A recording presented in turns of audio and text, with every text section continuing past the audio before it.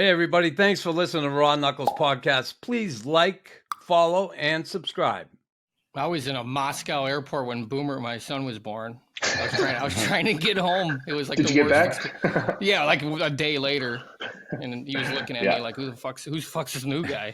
When I stepped on the ice, I never backed down, and I never stayed down. And I was vicious, and I was malicious, and I don't care. I'm alive. He's a freaking madman. Look at him going to town. Well, good to have you. I'm glad you joined Tim and I. It's awesome. Followed your career quite a bit. Fourth round pick overall back in 2004. Kid from British Columbia. I love British Columbia. I know you're Maple Ridge, right? Cam Neely, bunch of guys from there, right? Yeah, what's in the water out there that so many guys played in the NHL? Larry Walker, Major League Baseball. What's in the water out there? How come all the good athletes? I don't know. Growing up pretty like working class place to live, and I'm not really sure. It's funny how it worked out, but like you said, Larry Walker, Brendan Morrison, Cam Neely, Brandon Yip, played some games in the NHL. Greg Moore, the Irish guy, Brandon. Yes. So yeah, man, it's I don't know what it is, but good people, and even right now, I think they have a great minor hockey program that they've invested a lot into, and a lot of great volunteers. So I'm not sure. Something going on out there. So you're living now in the Okanagan Valley, are you? Kelowna? Yeah, we're up in Kelowna now, which is How far is that from where you grew up? It's like 4 hours, depending on the roads this time of year. So not too far. It's one of those things like far enough away, but close enough. Yeah, I went out there years ago. We went out with the Canadians, right? Softball team. And we traveled all the way up to, what's the top of the valley? What's Vernon? Yeah, we went way up. We stopped in all these little towns and played softball. It was a Molson softball tour with the Montreal Canadiens. But I'd never been out there, and I just loved it. The Okanagan Valley was gorgeous all the way up, and just a good time. But so anyway, let's get to it here. You're drafted by the Canes back in 2004. Yeah. And, man, your first year winning the Stanley Cup, like, you had to pinch yourself for one. But I know in my case, it took 7 years in the league. And when we got there, I thought we'd be back pretty quick because I was so confident. How about you? What was it like, that first cup, being your first year in the league? That'd be crazy. Yeah, it was crazy. It almost, looking back, I didn't appreciate it. Just because everything was so new, and you know what it's like. Your first year in the NHL, you're just happy to be there, and you're really, the challenge is just getting in the lineup. So for me, it was just like, hey, how can I get in the lineup and learn from this great group of veterans that we had? And I was fortunate enough that we did. We had so many experienced guys that had played they'd had really long careers, and Rod Brindamore, Glenn Wesley, Brett Hedican, Doug Waite, Mark Recchi. The list kind of goes on. And so, like, to be able to come up in that with that group of leaders was so, looking back, was super impactful on how I went about the rest of my career. But to cap that off with a Stanley Cup and watch what it meant to so many of those older guys that had chased that Stanley Cup their entire career, and see the emotion, and having conversations with them throughout that process of like, hey, don't, they were telling me not to take it for granted, and this doesn't happen very often, but it's tough to do when you're 19 or 20 years old and it's your first year in the league. So I definitely enjoyed every moment, and I stayed in the moment. But looking back, I think, like you said, you think you're going to be back the next year, and we didn't even make the playoffs the next year. So then reality hits home that this is one of the toughest things to do in sports. What'd you do with the cup that first time you won it? Oh man, everything. That's the mistake you make the first time is that you try to do absolutely everything with it. I almost like equate it to like a wedding day where you're just like everyone's commanding your attention the entire time. But we took it. I took it to the kids' hospital. I took it back to my hometown in Maple Ridge, the Cam Neely Arena where I grew up playing. Shared it with the community there, and then just had a big party with all my family and friends and the people that helped me get to the NHL and to have that opportunity. So you're there, Carolina, a little over 3 years. You head to Chicago. Was that first trade for you a shock, or did you see it coming? And what happened there? Yeah, that was a massive shock for me. I think just because I was only, really the three young guys in that group were me, Eric Stahl, and Cam Ward. So I think I was a little naive to the fact that I thought I was going to be around for a while, being a younger guy that, they needed maybe for the future, but they saw otherwise and thought they could get a good player back in Tuomo Ruutu. So I was completely caught off guard. I just still remember sitting in the meal room, having pregame meal, and I think Brian Tatum was our team service guy and came over and tapped me on the shoulder, and it was like, Lavi wants to see you. My heart got sick. Oh, you had Laviolette, that's right. Yeah. How did you like him? Yeah. I liked Lavi. I thought, in terms of like how the first coach that I had, I thought he was super detailed, loved the way he played, up tempo, like in your face.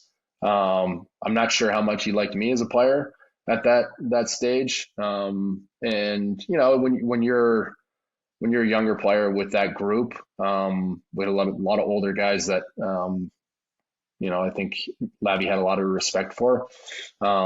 So I had a challenge like earning his trust, I would say at that time, which probably was a big part of me getting shipped out. But I told him before, when I got traded, I still remember that conversation with him of just saying, hey, thank you for everything you taught me, because I learned a ton from him as a coach, and just how he motivated people, the details of the game, the level and the pace that we played at, which I think was a big part of the reason that we won was the practice habits that we had. We just practice at a different pace. And I remember even Ray Whitney saying he had a front row seat with growing up in Edmonton and watching the Oilers practice. His dad was the practice goalie there, and he kept saying the way we practice reminded his dad of how the Oilers practiced in the 80s, just the pace and the intensity that they practice with. So I've kind of taken that with me wherever I've gone since then. And Lavi really set the tone for that as a coach, which I'll always remember. I had him in World Championships. I didn't like him. Yeah. No, that's all. No, he was fine. I don't think he liked me, but he was. Like you said, he was a motivator though. He was he had good pregame speeches like right before you went out. Yeah. But I mean, are you surprised he's still coaching, or is that not surprising in the league? No, I don't think so. I mean, it's a little bit of our league, right? In terms of you've had success. Usually gives you another opportunity, and he's earned that. I think everywhere he's gone, he's had an impact on that group. So no, I'm not surprised. Like I said, he that year pushed a lot of the right buttons, and we had a group that coming out of the lockout that a lot of guys maybe that exceeded expectations, and I think that had a lot to do with Lavi's ability to motivate and find the right buttons to push, which is I think is a massive part of coaching, especially nowadays.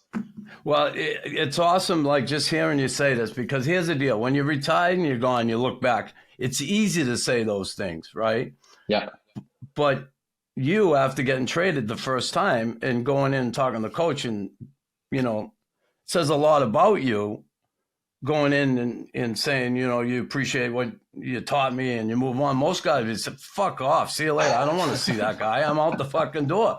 So no, really, it's easy to say now, not so easy when it happens, and I think it's cool, Yeah. I know the first time I went, I wanted to fucking choke the coach because it was between, it was a beef with him, and I had some issues with him. I had a teammate, Bob Gainey, tell me, listen, Knuckles, you don't always have to like the coach, but you have to respect them.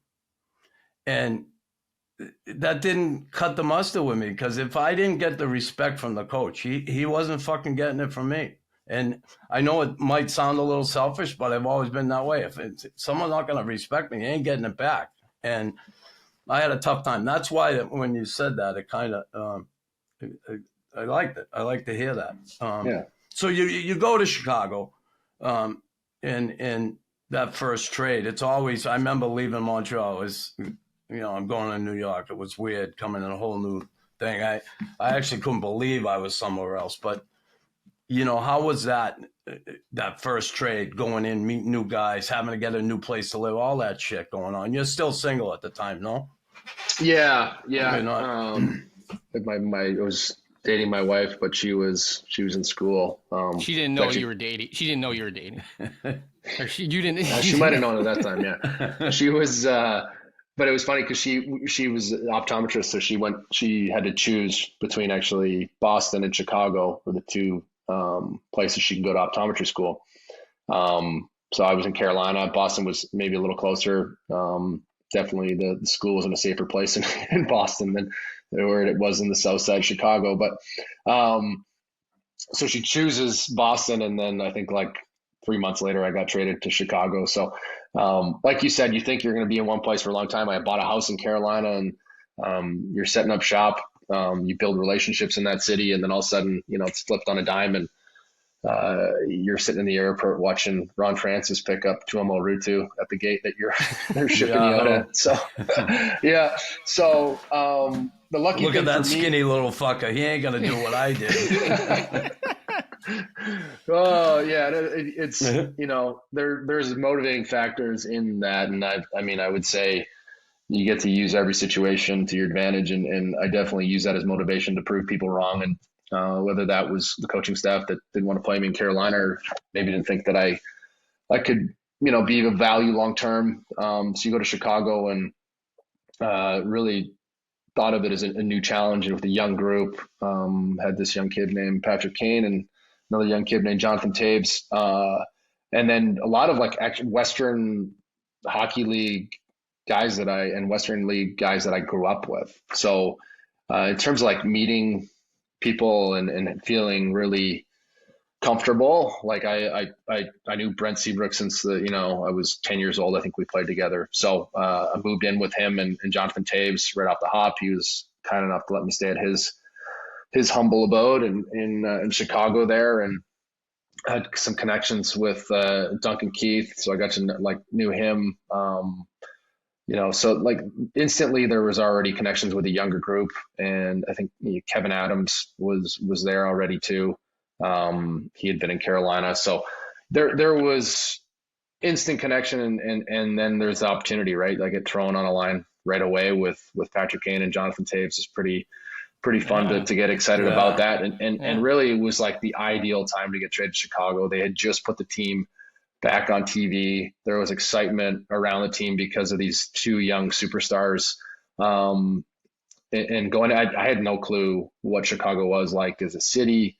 So, you show up downtown, you're pretty pleasantly surprised at what they got going on for a young 20-year-old kid to be able to spend his time in downtown Chicago. And it was really just the start of an amazing chapter of the next 3 years of my career, where I got to move into more of a leadership role, right? You come from a team where you're the youngest player on the team, and then all of a sudden, okay, you have maybe some people looking at you as a Stanley Cup champion, as someone that can help this younger kids in this group get to that next level, which I always enjoyed that challenge of leading by example and being that leader. So it really was the ideal situation for me to step into. Coach was Dennis? You had Dennis Savard? Savvy. Yeah, it's Savvy. smoking darts in his office all the time, blowing it into the air purifier. So, and Savvy was great, man. He was just like, when you're a young player in the league, and he did a lot for the confidence of that group, and Taves and Kane, and even Seabrook and Keith, and he had such a fun attitude going to the rink every day. And I still remember he's go to his office, and I don't think he knew a whole lot about me, but he's like, do you play on the power play? I'm like, oh yeah, I play on the power play. You penalty kill? Oh yeah, I penalty kill. Okay, cool. Like, can you skate? Yeah. Yeah. Who do you want to play with? Kane and sure, I'll take those two. Yeah. So it was good. How long was Savvy your coach? Was it 1 year? He was, so he was a coach. 2 years. 2 years. 2 years, like a year and a half, essentially. So like he was the whole next year. He was the coach, or maybe he wasn't actually. Did he get canned? No, he was. I think Quenville came in. When did Q come? That's what Q won it. I had Q for 2 years. No, Q came the year before. So I think I had Savvy for like half a year, and then the first maybe 5-10 games of the next year. So not a crazy amount of time. But that group was ready for Joel when he came in. I think he was when you say ready for him, ready, because listen, we've had guys on here that just absolutely love him. We had Andrew Shaw, right? A few different guys that talked about him, and I played against this guy, and he was a hot ass defenseman, honest player, tough guy, and I watched him as a coach, his bench demeanor, how he was. I can only imagine playing for a guy like that. He must have been unbelievable to play for, right? He was fantastic, and he was. I say we were ready for him because you had Savvy, who was maybe more like instilled confidence by letting Kaner and Taser have a little longer leash, and as a group we had a longer leash, and so if you want to win hockey games, that leash has to be shortened, and everyone needs to be held accountable from the top down. So having Joel as a coach to be able to hold everyone accountable, starting with Johnny and Kaner, like that was huge for setting the tone for that next decade with that group. Like he held Big Buff accountable. Oh yeah. Big Buff was scratched a couple times, right? But there's a certain level of respect you had for Joel that no one's getting away with any shit, right? This is how if you want to win hockey games, this is the things we need to do. And, Kaner still had his, you need to do this, you need to play on this side of the puck. And then, hey, once you get the puck, have at it, do your thing. But there was structure and certain details that Joel added to our group that had stuck with all of us for the rest of our careers. And I think, you ask every one of us, those are things that became staples within our game, and within that team's game for them to win, 3 Stanley Cups. So he was awesome even with me. Like I enjoyed playing with him, for him, in terms of bench management within the game, making adjustments, line matches. I don't think there's anybody else in the game that does that at the level that he does. And he would just make micro adjustments within series, within games, to match certain people up. I played, one of the best lines I ever played on was me, Marty Havlat, and Dave Boland. It seems like a weird mix of players, but like we checked the other team's top lines, and we were on the ice every time the Sedins jumped the board. We were on the ice. And there was something about that matchup that we had a right mix of like defensiveness, grip, and offense with Marty, that I don't know how Joel came up with that, but it was the right mix, and he always found ways to find those certain lines and those certain mixes within people's game that meshed really well and led to success. What makes him different than Laviolette? It was funny. Like, I've had some like Hall of Fame coaches, right? I've had Barry Trotz, I've had Lavie, I've had Claude Noel, Paul, Maurice. Mm-hmm. And I would say they all have one really strong aspect to their coaching, right? So Lavi was like the motivator to me, like the motivator, the pace, like that's what he brought to the group that we had. Trotzy was super detailed, like every aspect of the game. You knew what you were doing. You didn't have to think about it because he was detailed in every aspect of that game. And then, like I said, Q was like in-game bench management, best I've ever seen. So they all brought a little bit of a different expertise. Paul Maurice, the best motivator I've ever, like, it being in the room with him for his pregame speech, you wanted to run through the wall for him. And I still remember, I think Jay Harrison, he had him in Carolina, he had him in Toronto, and he had him in Winnipeg. And he said, I've never heard him say the same speech twice. Wow. Which is, it's impressive, right? Yeah, you play with Lavi for 3 years, and you start hearing kind of the same messaging and the same speeches. Keenan would have the same speech within like the first 5 games. He would tell like how he coached Gretzky, or so it'd be like, all right, we're in Russia right now. Stop. Yeah. So they, I mean, no different than players, right? The players excel in certain areas of their game. I think coaches are very similar. They have certain things that they excel at, and those great coaches are no different. And that Stanley Cup in Chicago, I remember, and listen, Tay being the captain, right? They made him captain, right? And yeah. I remember, I think it was the year before the Cup, you were playing against the Red Wings in the playoffs, and he snapped. And he ended up getting misconduct or something, an extra penalty. And I remember him being a captain. Someone went over him and talked to him and calmed him down. Do you remember that game? So I was gone. That was actually, I think that might have been their second one or third. That was Seabrook that came over there and settled him down. Yeah. And I both teams even Carolina and Chicago, like people always look at one person as like, hey, who's the leader of this group? And I think with both those teams, we had a bunch of different leaders. Like that's what made those groups strong. We had a bunch of leaders. So in Chicago, it was, Marion Hossa, Patrick Sharp, Duncan Keith, Brent Seabrook,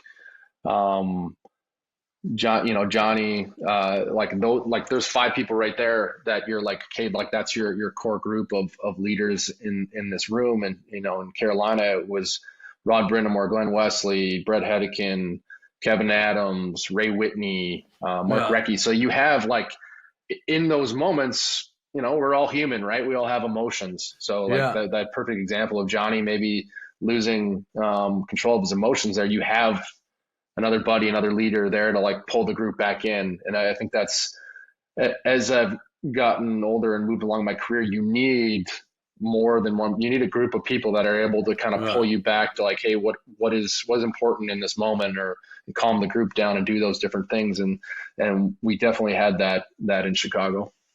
Yeah, I had to do that in Atlanta. Like, how many times, Laddie, to you? I had to calm you down. All the time. Yeah. Usually centered around one person. He didn't even know my name. He called me Jim all year. That's not true. Yeah, it's funny. I remember that because I saw him as a young captain, right? And he was losing it, and then he got calmed down. And from that point, it seemed to me that point moving forward, he really blossomed into that, prototypical captain, leader, guy who does it on the ice and guys look to get things done. And I mean, like he was, 19 years old when he got the captaincy. Crazy. So I think it's pretty, you're looking around there and it's like, I don't think any 19-year-old's ready to handle that responsibility of leading a group of men. However, there was definitely some traits in Johnny that was like he like when he spoke in the room, his presence, like there's a certain presence with him and how he speaks and how he holds himself that people listen. And he definitely had that. He had the work ethic. He loved to compete and get better. But you're still a 19-year-old kid, and there's a lot of life to learn about, and there's a lot of growing up to do, right? I mean, I'm 38, and I'm still learning things every day. So it's you won the cup when you were 20, and you were like, big deal. We're good. Yeah. You're like, we're good. I was playing with house money, Yeah. Yeah. No, that's crazy at 19. That is, and like you just said, I'm 41 and I'm learning, man. I don't know anything, but yeah, it's continuously learning. You look great for 41, man. I know. You could I never seen a mirror I didn't like. I never seen a mirror I didn't like. So that second cup comes pretty quickly for you after, 5 years in the league. You win one the first year, comes in 2010 with that group. How did it differ for you? Did you said the first one you didn't really appreciate it as much? I guess enjoy it in a in a manner, I guess, that you probably would if you were older. How was it? How did it differ, that second one? Yeah, I think I definitely savored a lot of those moments. After the first one, I think looking back, I was like, oh, like what are the moments that I really like enjoyed? And it was like the time in the room with the guys where it was just us after the game.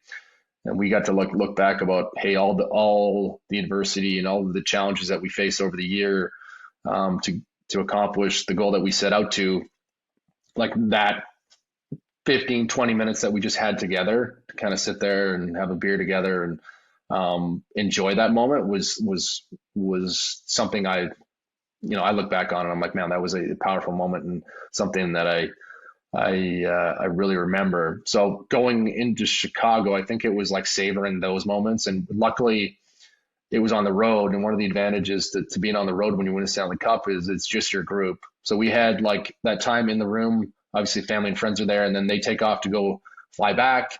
And then we have more time together. And then we have the whole plane ride to like enjoy each other. And it was a really unique group because we had, most of our team was 20 to 27 years old, 25 years old.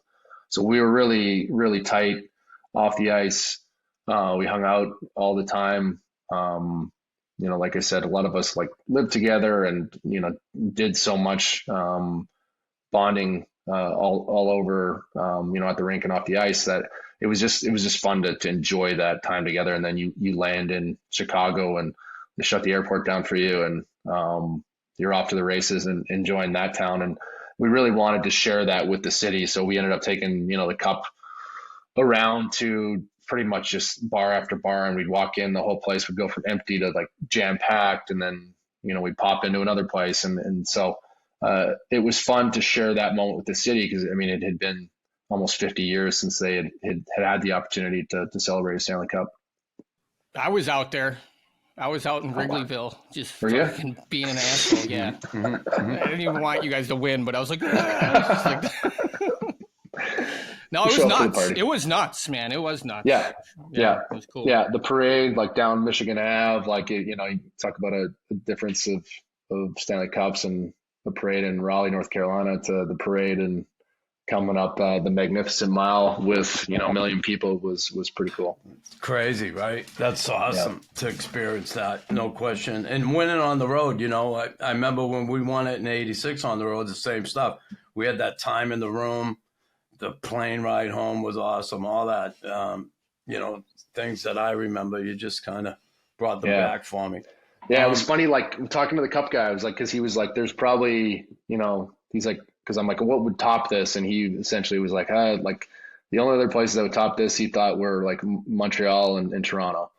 Yeah. So insanity. Yeah, it was nuts here. But those original 6 cities, all of them, I think it's a pretty big deal. There's no question. But so listen, I remember that year, right? Big Buff was,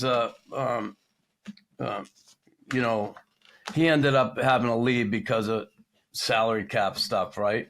And were you in the same situation? Because your contract was up right after the Stanley Cup, and they're either going to sign you or ship you out. Now, did you have an opportunity to stay there? Did they give you the lowball offer, or what was the deal with that? Like essentially they said like, hey, we'd love to keep you. But for us to keep you, you're going to have to take a discount on the contract. Peanuts. Yeah. So, so at that time, looking back, I think part of my decision-making process was like, hey, like I have 2 Stanley Cups now. I want opportunity to start to like step into bigger roles and make some money for sure. Yeah. And that's a part of it. But even like play more. Like I was, when we won that, I was pretty much just a 5-on-5 player. So I checked, it was great. Played, checked the other team's top lines, had that responsibility to really shut them down, which I took pride in. But I thought there was more to my game and more opportunity if I did, go elsewhere. So that was my mindset. And ended up getting traded to Atlanta. So Buff actually got traded. I think like a group of them got traded a few weeks before me. And then this trade was a little different because I knew it was coming. So then you're on kind of like pins and needles of like, okay, where are you going to end up? And I don't think I thought of Atlanta because of that group that had gone before me, but ended up going there with that's where Rick Dudley was. So obviously was familiar with Stapes. Stapes was there. That's where we united. That's where we were united. Consummated the relationship. You went from Patrick Kane to me in the locker room. Yeah. You're probably a little quicker. I don't know. Yeah, for sure. Yeah. So it ended up being like, I think again, you look back at your career and like different moments, and that was for me like was the next step of like, okay, can I take that next step in my game and add more offense and be a bigger part of a group? And so it was, I enjoyed that next step. Obviously, it was tough leaving that group in Chicago, but they pretty much dismantled half our team and just kept that core group together. So it was time to try a new challenge. So you have those rings on your fingers, and you head to Atlanta, and they moved to Winnipeg. Obviously, you put the numbers up. You got an opportunity to play more, obviously, and you can see it in the numbers. And you had, pretty full seasons. I mean, that one year in 2013, 2012, 2013, 48 games. But, 80-game seasons, that's, not easy to do as you get going in the league with far as injuries. How'd you deal with the injury? But when was the first big one anyway? I know I didn't have one for a long time, for like 8 years, and then they came. Yeah, so it's funny. I had like the start of my career, I had, so I tore my knee the first, I think, game 5 of my career. Yeah. So that was, I essentially had a big one at the start. I missed the rest of that year, came back. It took me a little time to get back and adjusted. And then, like you said, I had a really clean run for, I don't even, 8 years where I didn't have anything. I played every game. You're obviously nicked up, in Chicago. I had a broken thumb that I ended up playing with in the playoffs. I broke my bone in my shoulder, like different things like that, but I was able to play through a lot of those things. I missed a couple of games in the playoffs, but you're able to just keep going. And then at the end of my year when I got to New York, and then I had 2 major knee surgeries within like 4.5 months of each other. And then after that, it was, I had another one the last year of my career. So for the most part, I was pretty lucky to stay healthy. But kind of came in groups or big groups for me. So it's all part of it. Yeah. So that going from the States, making American money, and then going to a Canadian market for the first time, was it a shock, the paycheck? Well, we still get paid in the U.S., so then you're getting but tax wise and everything. Oh, tax wise, was it a big difference?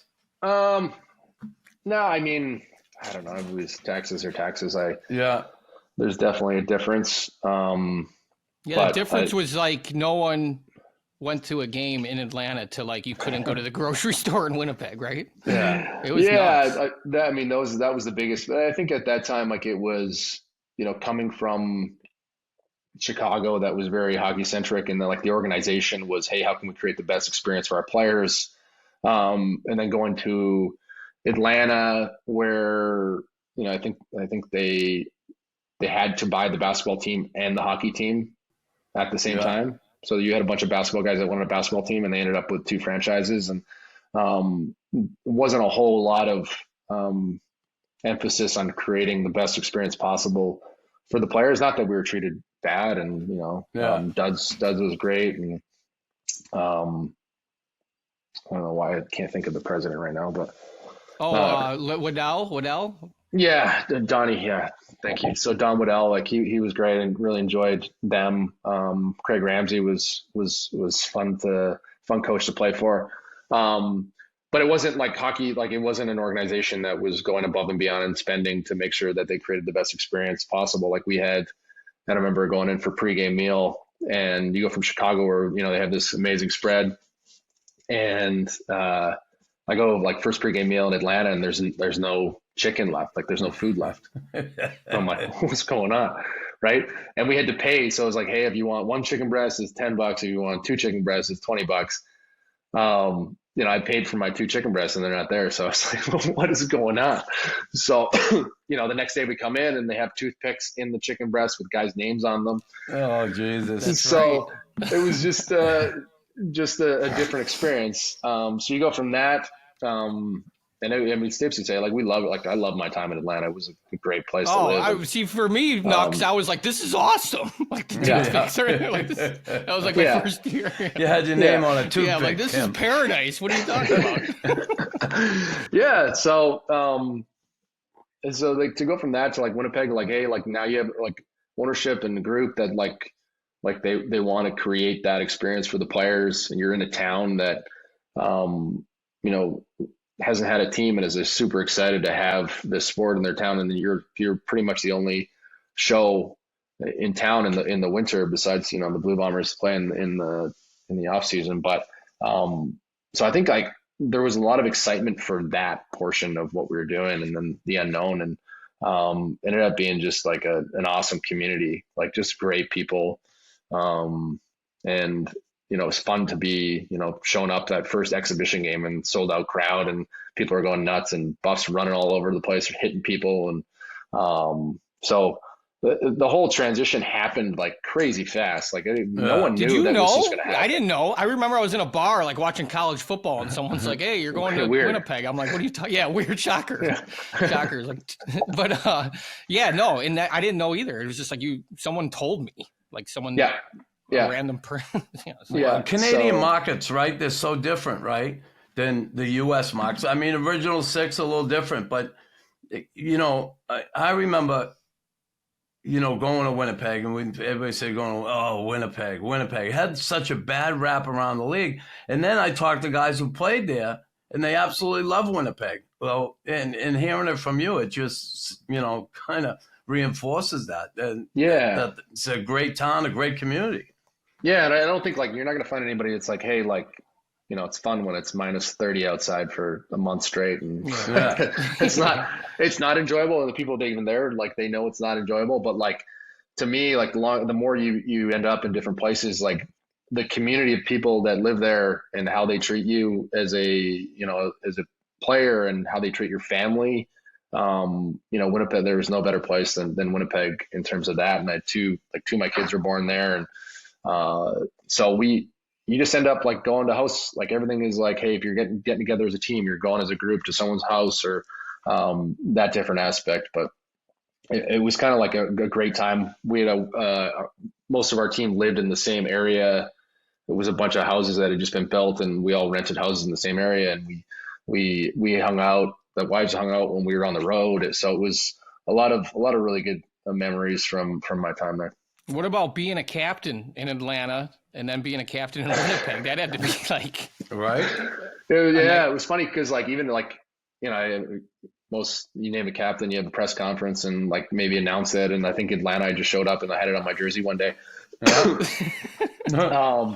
To go to Winnipeg, and you're answering questions day in, day out about the group, and so definitely more of a responsibility, especially speaking for the group. And I think I learned a lot from Paul Maurice actually in that regard, in terms of being in a Canadian market and tuning out noise that happens with the media, lots and of with noise, the right? fan base, and that's always one thing that I respected with Paul's was his ability to.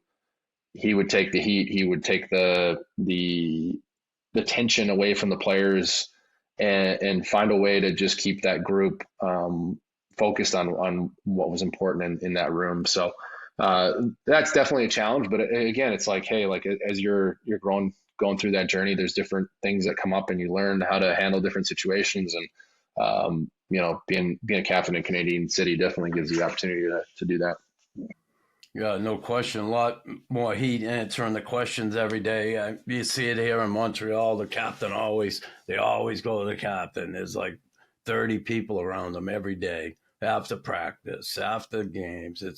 So it is a lot of responsibility. So you finish your time in Winnipeg, you go back to Chicago, and I want to get into today too, what you're doing, and with 16-16. I think that's awesome what you're doing. But so you go back to Chicago. I remember when I came back to Montreal, I was so happy, but I was coming back to retire. It was the end for me in '92, and it was so awesome. I got to retire with the jersey. I never wanted to take off. I never wanted to play for another team, but unfortunately for me, I had to, and it was nice. It was a curtain call for me. But it was different when I came back. It just felt different. Did it feel different for you when you come back? Yeah, for sure. And like some things did, some things didn't, right? Like there's, the training staff was the same, like a lot of the same core group of players, and Kane and Taves and Keith and Seabrook and Hossa was there, Sharp was there. So like a lot of those same people were there. But yeah, like it was different. I think like I was different. Yeah. The room was definitely different. You now you have a bunch of Hall of Famers in the room, and a bunch of young kids that are, looking up to them, scared to say anything, or scared, they're walking, maybe, not, they're walking on eggshells a little bit, because it's, you're, when you're playing with those guys, they have a presence about them, and they've had their routines for 10 years and they're doing their own thing. And so, yeah, it was definitely different, but, man, it was fun to go back and play for Q again, and get the chance to play in the Madhouse. And it was kind of a crazy year. My wife was 8 months pregnant when I got traded, and she moved with, a 2-year-old and a 1-year-old to Chicago for 3 months to have a baby in Chicago. And first game of the playoffs, my phone rings at 3 a.m, and she's in labor. So like I flew back that first game. I flew back to Chicago, and then caught a ride. They didn't think she was going to give birth, that evening. So she was like, "Hey, go play the game." So I hopped on a plane with Rocky Wirtz, flew back, essentially just for warm up, got my stuff on, played. Of course, the game goes into overtime. We lose in overtime. Jump back, about to head back to Chicago to be with her for the birth. And the baby was coming, so I watched on FaceTime, and then hopped on a plane and got back. So it was Did you make chaotic. It in time?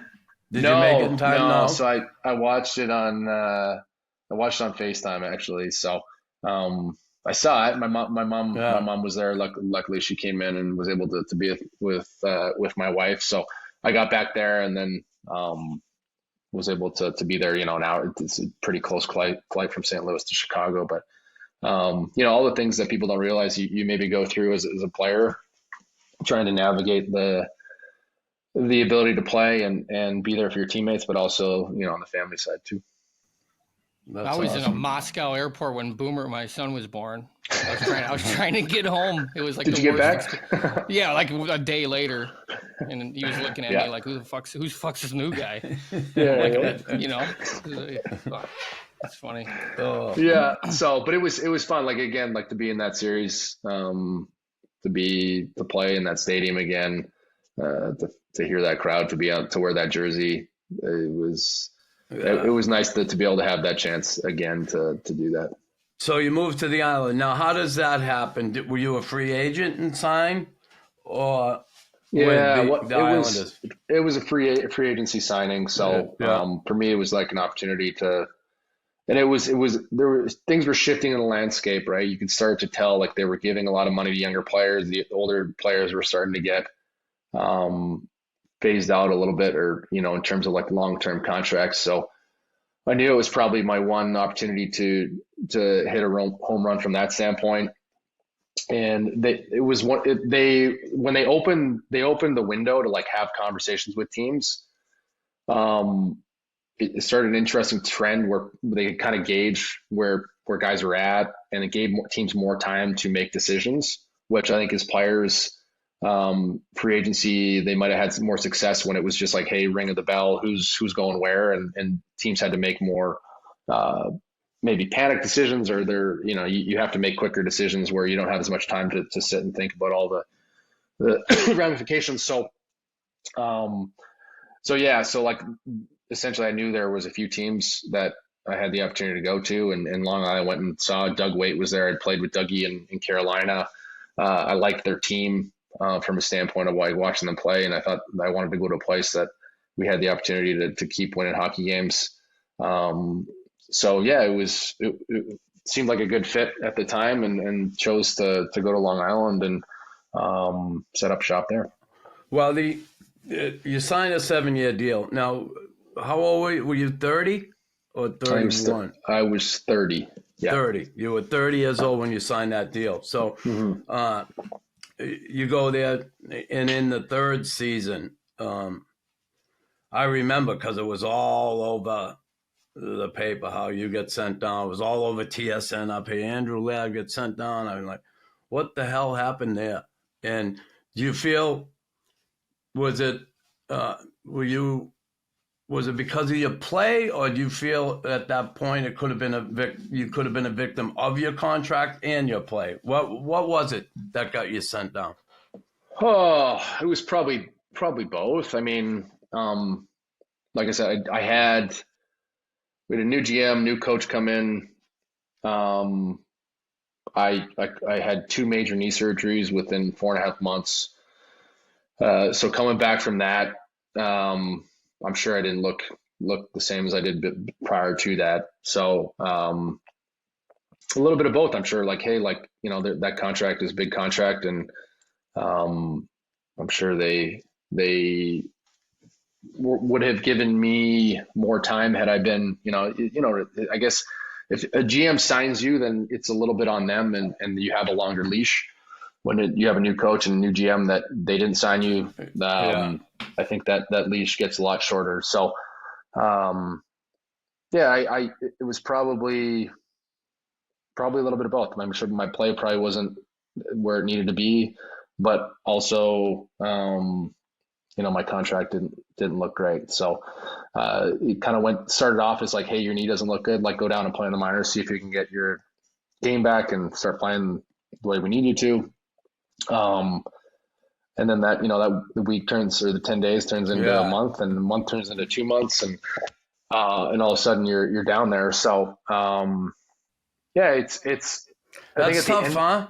A lot of people don't get how tough that is on a guy. A lot of people only see the fucking money to begin with. Okay, they only see the money part, but how difficult it can be on a guy mentally and emotionally when you're in that situation, and to power through that and keep a positive attitude, not a fucking easy thing to do. No, and it was, and there's a lot going on. I was always a guy that internalized everything. So, hey, there's an issue, I'll just like work through it, right? I can own this, and I can handle it, and I'll work through it. And that wasn't working for me anymore. Like, you showed up to practice and working your ass off every day, and I was more just grumpy and in my own head, and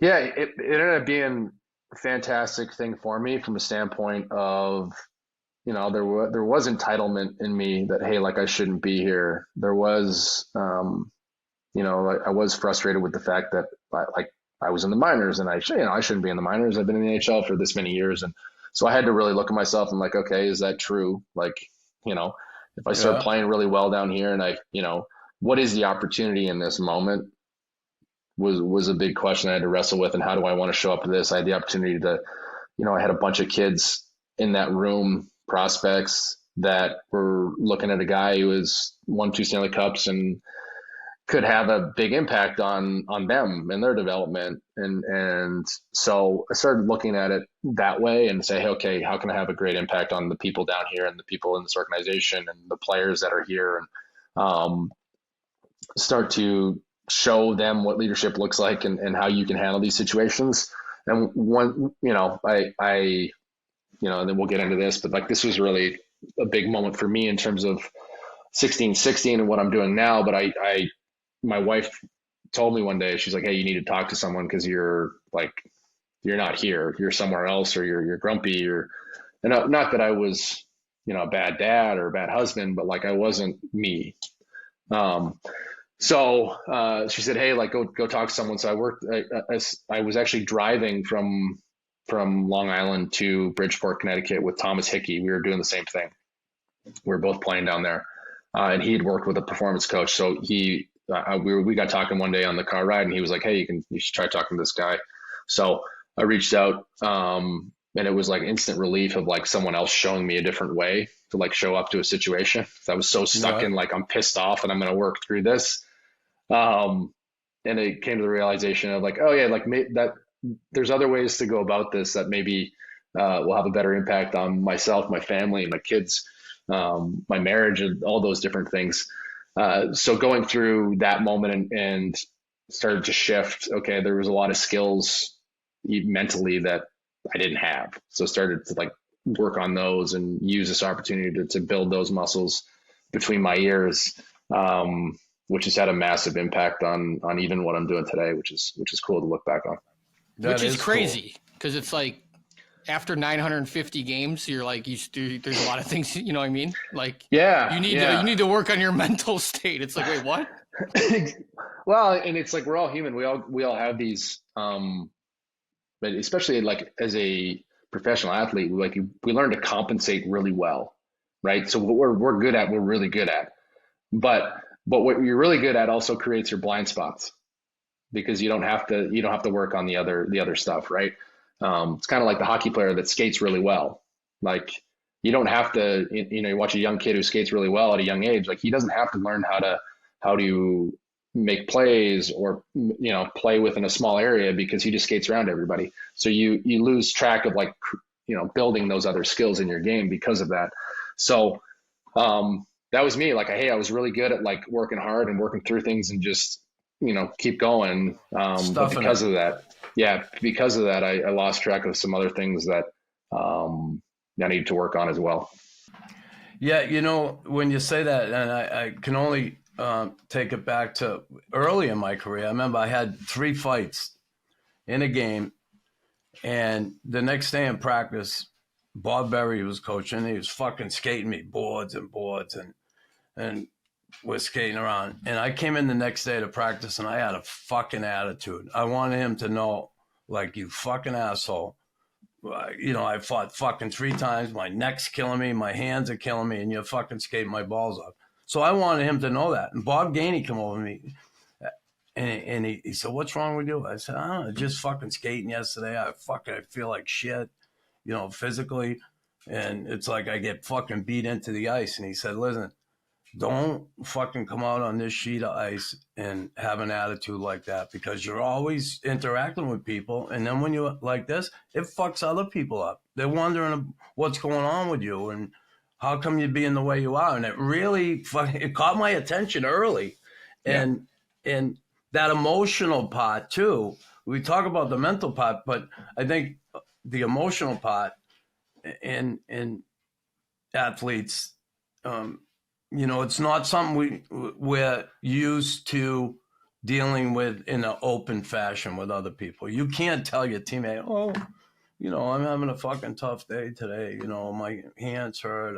You can't. You just can't do that. And yeah. Well, good on Brandy though, your wife, because you don't know you probably don't have any clue how you're like, right? You just think, and she's like, you're not you. Yeah. Right. Yeah. And you don't know that, right? Like you don't know that. You just think you're normal. Yeah, for sure. And I think like, even paying attention to teammates, right? Like, when someone's off. So say like, you, Chris, like like you said, everyone around you knows you're pissed off and you're like, something's off. So yeah, it was like a super impactful time for me. And it was like, it was such a weird stage of my life. Like, so that first year I was in the minors, so I'd shift this and like, my goal is, hey, like I want to get back to the NHL and play the next 50 games so I can get to 1,000. Right. That's what was really driving me. So I played that whole year, started, okay, like, hey, how can I build my game in the minors with more opportunity? Like, you're playing lots, you're getting to play every aspect of the game. So I get called up like late in the year, play well against, I think it was, I play well my first game, get another chance to go on the next game. I play in Vancouver on the second line, play well. I score that game. They put me in the shootout, and I'm like, okay, cool. Like, I'm starting to build some momentum here. And we fly to Calgary, and the whole world shuts down for COVID. So then we shut down, and we come back for playoffs in the bubble, and we go out for our mini training camp, and I'm with like all the AHL guys. I'm like, okay, well, I know where this is going, right? No. So then I spend, you spend 3 months in a bubble again, like working through this mental stuff of, hey, how do I show up and be a good teammate and keep working, when I'm not playing, you're away from your family. So like, again, like a lot of like, in terms of like mentally training and like dealing with the situation, try to make it the best of that situation. It was a tough space to do that, but it was powerful for me. And, so I worked that whole bubble, worked through that whole thing. And, game 2 of the Eastern Conference Finals, like, they're like, hey, you're going to play tonight. So I haven't played in, 4.5, 5 months. And I get tossed in against, the Tampa Bay Lightning in the Eastern Conference Finals. And, so and then I ended up, on the ice in the last minute of the game. And, I think someone like McDonough cross ice seams me and Ryan Pulak to Nikita Kucherov backdoor for a one-timer. They win the game, and then I never played again after that. so lots going on, right? No, that's got to be obviously the most challenging time for you in a lot of ways. And now you're shy of that 1,000 game mark, which is a fucking unbelievable accomplishment for anybody. But here you are, so fucking close. Now, it looks like you're not going to get it in the island. How does it come about? Because it's not, here you are near the end of your career, and there has to be somebody to buy into this. Did you have somebody you knew that gave you an opportunity? Who was the GM in Arizona at the time? Bill Armstrong. So still here. So the one thing I knew I had going for me was my contract. Yeah. Like I had a team that wanted to win in Long Island, and they had a contract, and I'm a stubborn dude. So I was like, hey, like, if you want to get rid of me, like, you're going to have to trade me. And Lou was great, I think, in terms of dealing with me and communicating with me. But like even after the bubble, so the next year is like the full COVID year.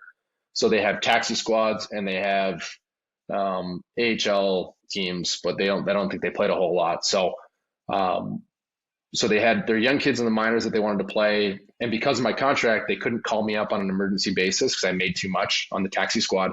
So I wasn't even on the taxi squad. So I skated by myself that whole year. I would text Lou and say, hey, can I skate tomorrow? And he'd be like, yeah, you can skate at this time. And I would go in, I would either skate by myself or I'd skate with Dennis Seidenberg, who was helping the team out at the time. So he would come out and like pass me pucks at least and do different stuff. So that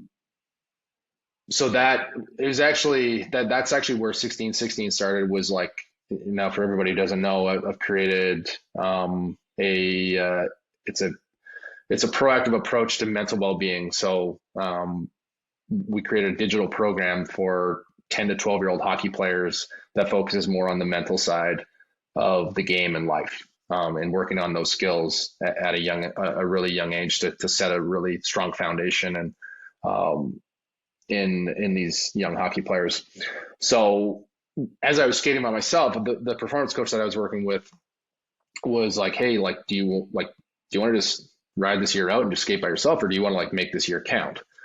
And like, what would be meaningful to like at the end of this year be like, hey, cool, I created this, like in this moment of like adversity, like I was able to create this. So I was like, yeah, like we've always thought about, hey, like obviously my experience in the last year and a half, I've learned like, hey, I had a lot of work to do in terms of strengthening, you know, the most important muscle in my body, which was my brain.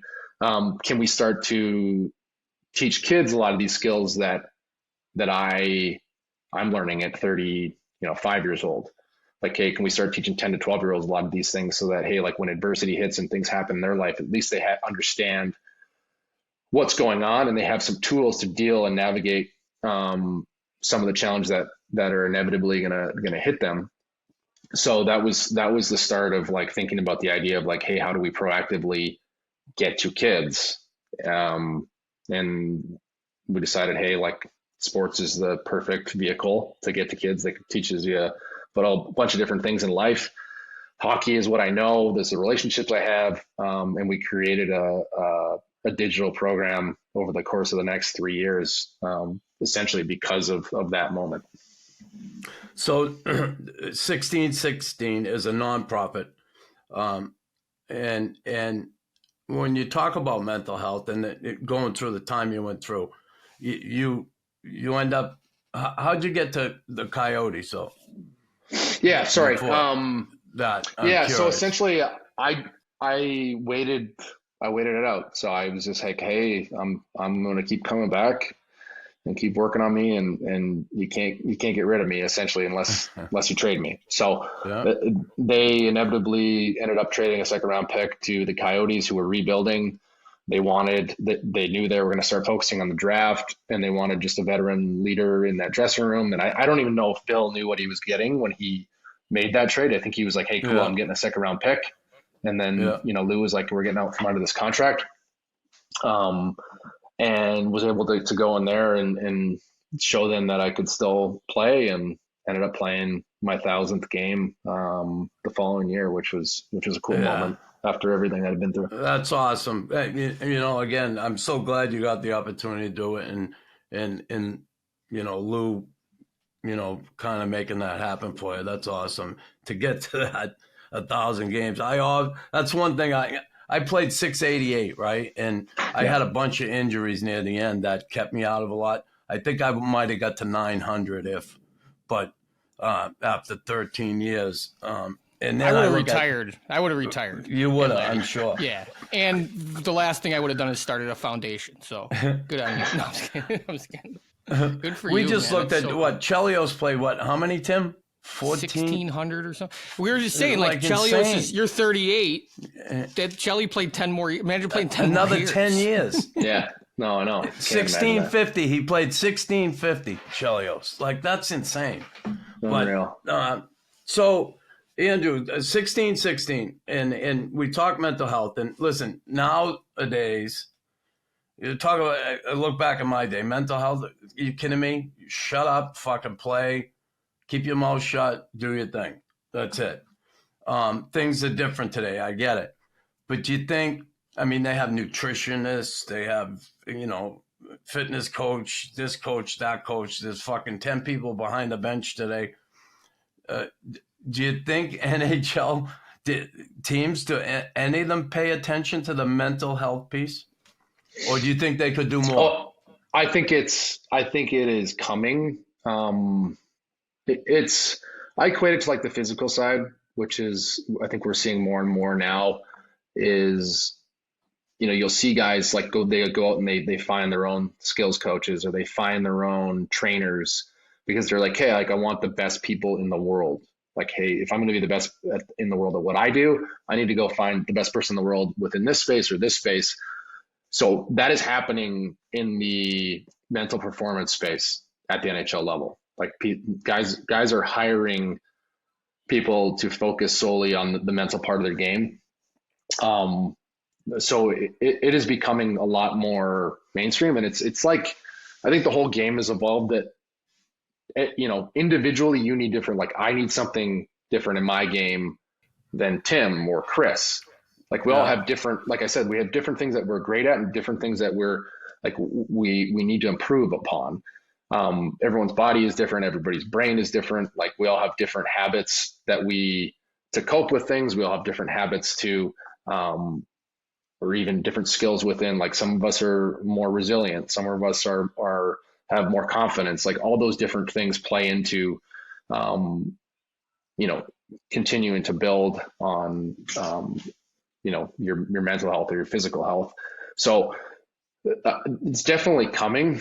I still think we have a ways to go in terms of, NHL teams, like they have to have a blanket, essentially like, hey, who can find that can service everybody? So you'll see a lot of strength coaches that, hey, here's the same program for everybody. Or, like here, we're going to have the same mental performance coach for everybody. So I think the next evolution is like taking steps to like individually, okay, what does everybody need? And getting better at that conversation. And really like our foundation is essentially like, hey, how can we start that conversation? So we teach the kids through stories. So like we have Tim Stapleton's story about different things that he'd gone through his career. And the curriculum is based in confidence, connection, and character. Like if you can influence those within the sport that a kid's playing, you give them the best opportunity to thrive and have the best environment possible. So really teaching kids about those concepts through the stories of players that have made it to the highest level. Yeah. So that they can understand that, hey, they go through the same stuff that you're going through as a kid. Like, hey, like, simple things like dealing with mistakes. Like we can all look at each other now and be like, oh, like mistakes are how you learn. Like if you don't go through those struggles, you don't figure out how to do it a different way and improve. With kids especially, I think we nowadays you see like, hey, we don't want our kids to go through. We try to make everything perfect for them, and it's like, hey, no, like how do we actually intentionally give them a little adversity and then teach them why this is important? You teach them how to deal with some of those adverse situations, yes, right? Yes, yeah. Instead of avoiding, right? So our whole program it's called 1616 because that's the year that they coined a French explorer, I think French Canadian explorer coined the term buffalo. And the unique thing about buffalo is that when a storm hits, they're the only animal that bands together and goes right through the storm. Every other animal runs away from the storm and they end up staying in the storm longer. So the mindset we were trying to teach kids is like, hey, like when you face uncomfortable things, like push into those with your team, with the people you have around you, so that you can come out stronger on the other side. So that's the emphasis of our whole program. And so far we've, this year we have 213 teams across North America that are doing it. So it's been fun to see the growth and see how people are engaging with it. Now those teams, who goes out and enlists those teams? 1, 2, and then do you send a whole team out to them? And is it a one-day program? Do they follow the players all year, or what is it? So we've created it's completely digital, so it's all online. All right. So as of right now, it just lives in a like web form. So every week, like every Sunday, you get a video that's like, hey, here's the concept of the week. And the video takes the kids through, it's called the brain science of change. So they tell them a story, make sure they understand the story, reflect on how that story shows up in their life. And then we'll get a professional player to challenge them to go try out that concept in their life. So that's the cadence of the program. It's free. So essentially anybody who is 10 to 12 on a 10-year-old to 12-year-old hockey team can sign up for free. So now we're at the point where we're just like, we can start to like, hey, like let everybody know it's available. This is our second full year. And then the important part too is like there's a coach stream and then there's a parent stream. So what we've seen so far is like, hey, like parents parent how they were parented and coaches coach how they were coached. So in terms of like, we're trying to create a resource so that parents and coaches they have an understanding of how to breach these concepts or communicate these concepts, and have an impact to support the players and their children in these moments. So there's 3 streams, and really just, hey, do you understand the concept? And then for parents and coaches, how do you support this and reinforce it? And then for the kids, like just making sure that they understand it and they can connect to that story from an athlete that made it to the highest level. Who determined like that age, 10 to 12 or what, you know what I mean? Yeah. So research, so essentially like 10 to 12, like the kids are mature enough to understand the concepts, but they're not too far along where they've already been influenced by friends and culture. And, they end up, you're 13, you're 14, you're too cool for a lot of the stuff that we're teaching. So it's kind of like they're just in the perfect area where they're still we can influence them and in the direction that we think is appropriate. That's awesome. Good stuff. Because when you think of it, kids, when we grew up, I know growing up, going off to school, you don't learn. I mean, you're up, it's up to you to socialize with other people. No one teaches you how to do that. You kind of, even at home, all that social and emotional learning, sometimes you get bits and pieces at home, but you kind of left to your own devices when you get out there. So it's nice to certainly in a team atmosphere kids to be able to tap into this, because yeah, and it's like, awesome. There's no better place than sports, right? And even hockey, like there's so many great opportunities for kids to learn those lessons. And the idea is really like, hey, can we be intentional with that? Like if we're paying attention to this as coaches, as parents, like there's so many moments during games, during practices where you can have that, 10, 15 second conversation with a kid that can change, the trajectory of their development as a kid. Yeah. That's I just awesome. Watched a TED talk on something where like kids are quitting sports too early, Yeah. Part of like, yeah, go ahead. Yeah. So part of it is just like, hey, like the kids aren't having fun. Like, you know what I mean? Like you work hard at something because you love it, because you want to, you know what I mean?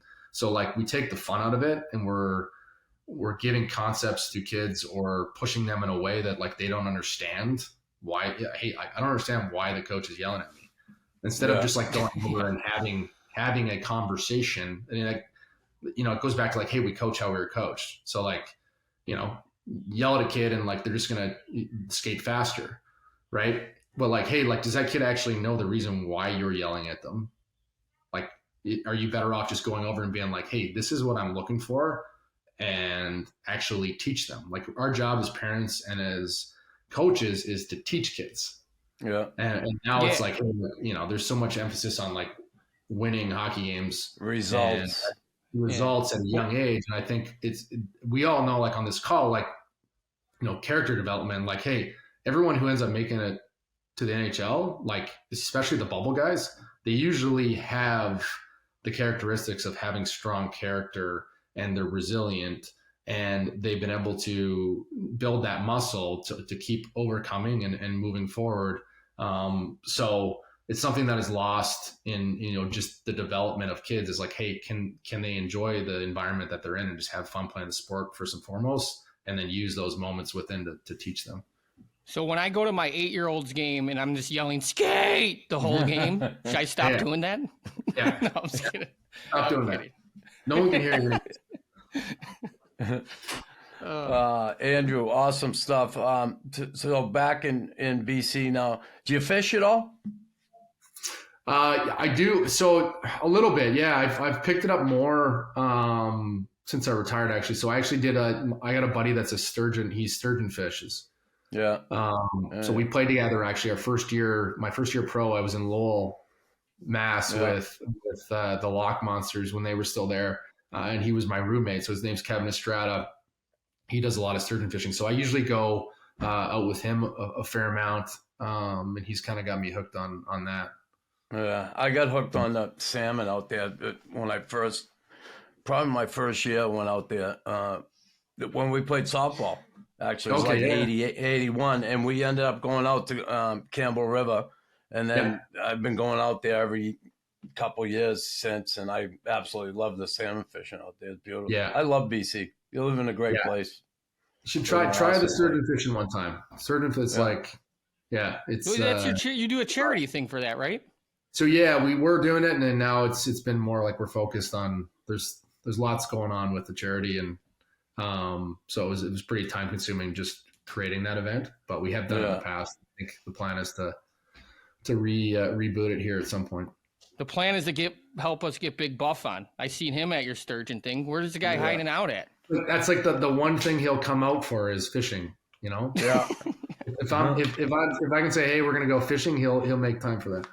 Yeah, Tim has, and listen, I'm so glad you come on with us, no question. But Tim has been promising Big Buff for the longest time. I mean, it's like I can only promise until I get fired.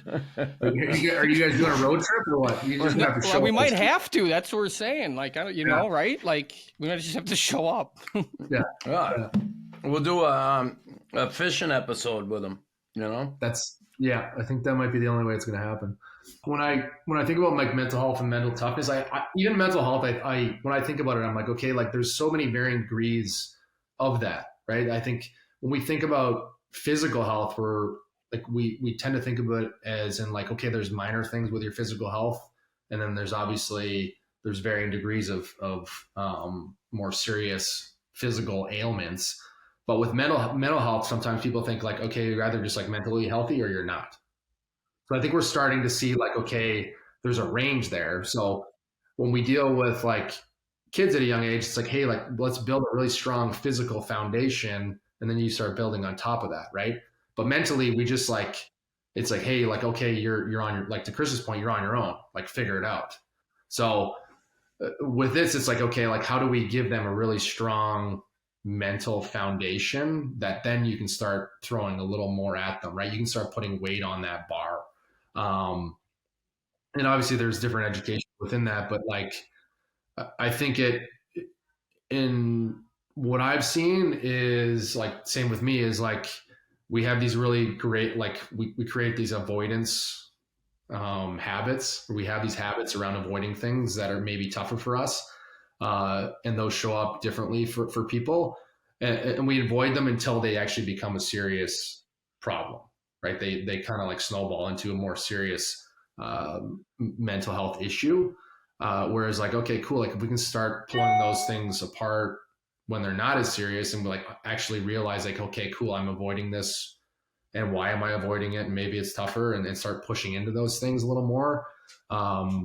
Will give people a better opportunity to overcome some of those things. Because, you know, when you think about it from like the physical standpoint, like if you don't squat properly and you keep putting weight on the bar, what happens? Like something's going to give out. Yeah. So well, I'm speaking only for myself, but like that's how like addiction and stuff can be created. To be honest, the older you get, if you're just like not, you know, if you're avoiding everything, you're going to find ways to keep escaping, right? That's just my own personal experience. Yeah, I think mental, like to your point, like I think of mental toughness as like resilience, like that muscle. Like, and it's funny, even like with our program, like I said, like the concepts are confidence, connection, and character. So like I'm coaching a team right now. Some kids are great connectors. Like they can walk in a room and they got all their buddies and they create relationships really well, right? But maybe they're not as resilient, right? And then you get kids that are like, hey, they're super resilient, but they're kind of quiet. They don't make friends very well. And then there's certain kids that just like jump on the ice and they have confidence coming out of them the whole day, right? And you have other kids that they don't have that muscle where like they're confident enough to like feel like understand who they are and like what they're doing. So like all three of those different things, like watching kids, some kids are good at some things, some kids are not good at other things. And I think we tend to be like, oh, that kid's just not confident, or no, that kid's just not resilient. Instead of being like, okay, how do I help them build that muscle and get better at that skill? Which is it was just a different way of approaching it. And And a lot of times with like hockey, especially, you get the coaches, they don't want to deal with it. It's harder to teach things. So they're like, I'll just take the kids that are really resilient and like listen really well and just work with them. And all the other kids get kind of lost in that shuffle. So true. Yeah. But, and there's skills involved in that. So like, because like a lot of teams right now, they have like therapists. Like I know Chicago has a whole group, but most guys aren't going to go when they relate to it is like, oh, I'm only going there if I have a problem. That's why there's resistance, because they're like, no, like I'm good, right? I'm good. Yeah. Instead of thinking of it as like, oh, like, hey, like I'm just going to treat this like I treat my body in the off season of like, hey, like you're constantly going to the gym every day to work on these things because it makes you a better hockey player. But I don't think a lot of guys know, like they think confidence is just a feeling that like you either have or you don't. They don't think it's something that you can keep working on. So I think there's a lot of just like lack of knowledge in the space in how to do that in an effective way. And a lot of kids don't get it at home, right? There's some dysfunction, and kids don't learn the social, emotional skills. That's the last thing you fucking learn. You're left to your own devices. Go out there and fucking navigate your way. Emotional learning. That's why you get a lot of people that, and I can speak for myself, the emotional part of it. That's why I get a lot of people self-medicate. They self-medicate because they don't know how to fucking deal with those emotions. They don't know how to deal. I was always pretty good socially with people, but that emotional piece, I didn't have it. I didn't have that emotional growth as a young kid. I just didn't. And what a better way as a kid, 10-year-old, to hear it from an NHL player, right? Like there's no better way to do it. That's awesome that you're doing it that way. There's an expectation that your kids just like, oh, they learn how to do this shit. It's like, no, like your job as a parent or a coach is to teach them how to do that, not to expect them to do it. And that's where like, as coaches, like they get lost. It's like, oh, we just want this kid to be able to do this. And it's like, okay, well, like if he doesn't know how to do that, then like get curious about why and how you can actually make that connection for that kid so that they do understand. But we just and you can show them. You can show them. I was always and like you just said that, Chris, too, though. But like at the NHL level, it's like they want fucking they do. It's like, come on. All right, good stuff. Hey, Andrew, listen, thanks so much for joining us. Again, nothing but respect for what you did. 1,000 games, great, but just sticking out the way you did, and I'll never forget that. I'm watching fucking TSN here when you get sent down, and it was such a big thing, and then to power through it like you did. Again, like I said, everybody sees the money piece, right? Oh, he's fucking making big money. Too bad. That's the way it goes. He's still getting a paycheck, blah, blah, blah. But they don't really understand what that person's going through on a whole different level. So, exactly. Kudos to you for getting through that and getting the other side. Now turning it into something that's going to benefit a lot of young kids. So that's awesome. Good stuff. And thanks for coming on, bud. Yeah, you're the man, dude.